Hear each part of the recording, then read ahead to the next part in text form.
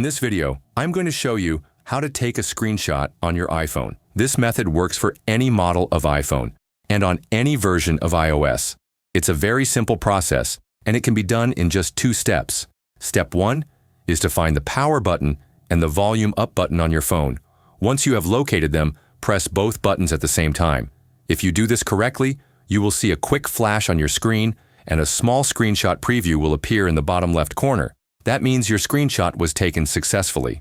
Now to edit or crop the screenshot, simply tap on that small preview in the corner. This will open the screenshot editor where you can crop the image if you do not need the full screen shown. You can also make other edits, like adding drawings or text.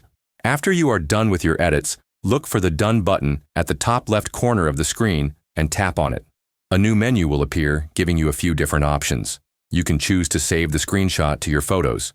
You can also delete the screenshot if you do not need it. Or you can use the Copy and Delete option. This will copy the screenshot to your clipboard and delete it from your device at the same time.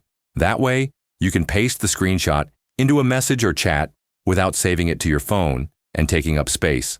To paste it, simply do it the same way you paste text or images in any conversation. And that is it. If this video was helpful, please like it and subscribe to the channel.